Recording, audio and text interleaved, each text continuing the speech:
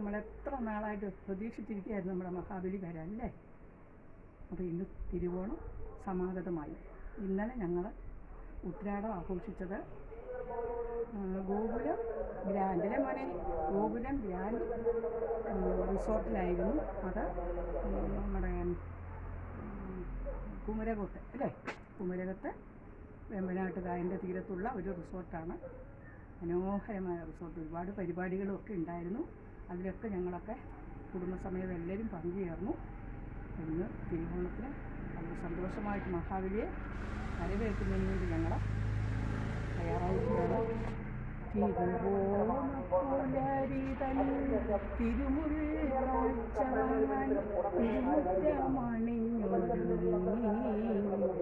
തിരുമേനിയെഴുന്നള്ളും സമയമായി, ഹൃദയങ്ങളണിഞ്ഞൊരുങ്ങി അങ്ങനെ മാവേലി തമ്പുരാൻ വന്നുകൊണ്ടിരിക്കുന്നു.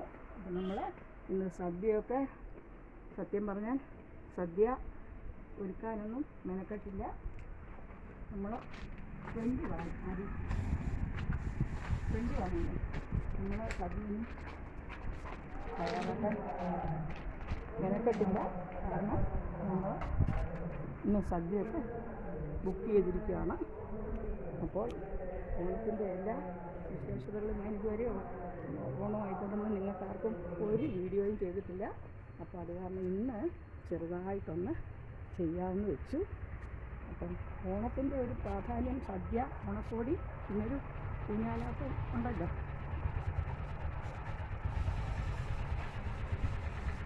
ഊഞ്ഞാലാടിക്കളയല്ലേ,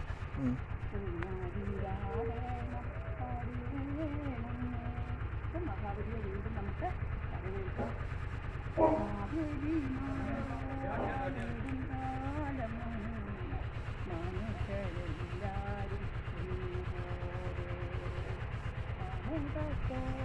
വസിക്കും കാലം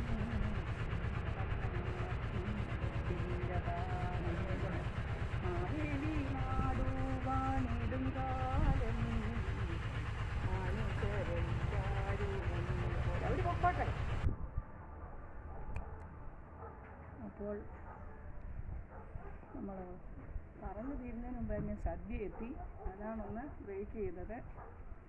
എൻ്റെ കുഞ്ഞ് പേരക്കുട്ടിയാണ് എൻ്റെ വീഡിയോ എടുക്കുന്നത്. കിട്ടുന്നുണ്ടോ മോനെ ഊഞ്ഞാലാടുന്നൊക്കെ?